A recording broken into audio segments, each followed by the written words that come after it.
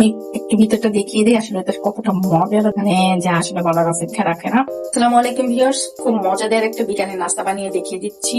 নাস্তাটা বানানোর জন্য আমার এখানে 1.5 কাপ পরিমাণে ময়দা নিয়েছি। পরিমাণ মতো লবণটাকে নিয়ে নিলাম। লবণটা একটু সুন্দর করে মিক্সড করে নেব।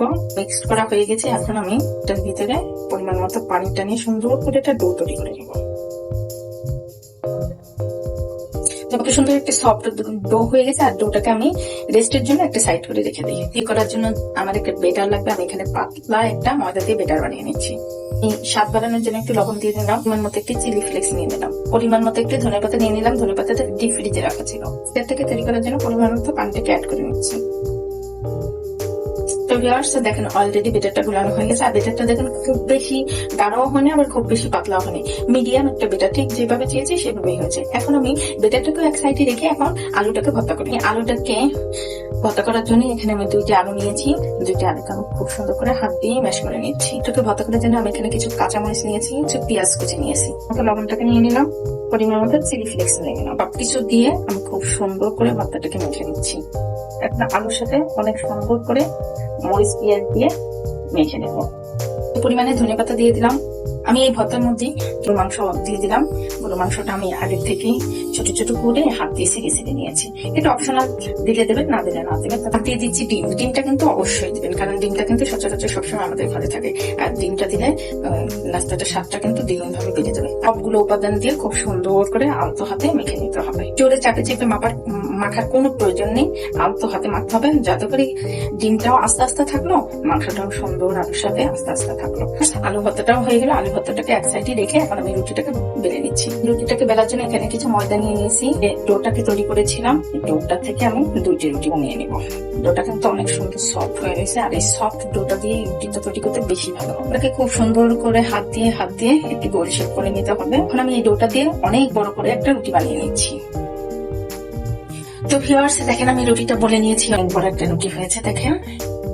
এখন আমি এই রুটির উপরে সুন্দর করে আলু ভর্তাটাকে দিয়ে দিচ্ছি। তো 2টি রুটি বানাবো, তার অর্ধেক ভর্তা এখানে নিয়ে নিয়েছি আর অর্ধেক ভর্তা নিচে রেখে দিয়েছি। এখন ভর্তাটাকে খুব সুন্দর করে রুটির চার ভিতর দিয়ে একদম ছড়াই ছিটিয়ে দিতে হবে।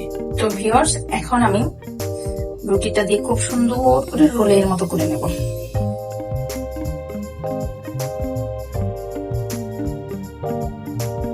যদি মনে হয় যে মুখটা খুলে গেছে, তখন একটু ওই যে রুটি যে পাতলা বেটারটা আমি করে নিয়েছিলাম না, ওই বেটার দিয়ে মুখের কাছে জাস্ট একটু এইভাবে একটু করে লাগাই দিয়ে মুখটাকে লাগাই দিলে কিন্তু সুন্দর লেগে যাবে।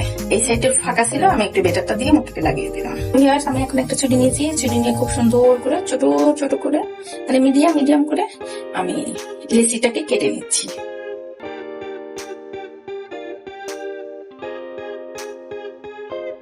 আমার সবগুলো লেচি কাটা হয়ে গিয়েছে। জাস্ট একটা করে এরকম চাপ দিতে হবে। চাপ দিলেই দেখেন কত সুন্দর হয়ে যাচ্ছে। এভাবে করে সবগুলো লেচিকে আমি এইভাবে নিয়ে জাস্ট আলতো করে একটা চাপ দিয়ে দিতে হবে। দেখেন নাস্তাগুলো শেপটা কত সুন্দর করে দিয়েছি। এখন আমি চুলায় চলে যাচ্ছি নাস্তাগুলোকে ভাজার জন্য। আর বেটারের ভিতরে আমি নাস্তাটাকে সুন্দর করে চুবিয়ে এখন নাস্তাটাকে ভাজার জন্য রেডি করে নিলাম।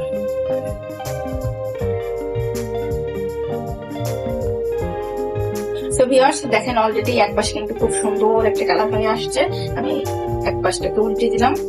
আস্তে আস্তে করে ভাজতে হবে, খুব হাই স্পিডে কিন্তু ভাজা যাবে না। হাই স্পিডে ভাজতে কি হবে, উপর দিয়ে একদম ভাজা ভাজা হয়ে যাবে, ভিতরে কাঁচা কাঁচা থাকবে। আর আস্তে লো তাপমাত্রায় ভাজলে খুব সুন্দর একটা ভাজা ভাজা হয়ে যাবে। তো ভিউয়ার্স দেখেন অলরেডি আমার নাস্তাগুলো রেডি হয়ে গেছে ভাজা। এখন আমি নাস্তাগুলোকে উঠিয়ে বাকি নাস্তাগুলো ভেজে নিচ্ছি। দেখেন এখনই কত ক্রিস্পি একটা ভাব আসছে। তো ভিউয়ার্স দেখেন অলরেডি সবগুলো নাস্তা আমার বানানো হয়ে গিয়েছে।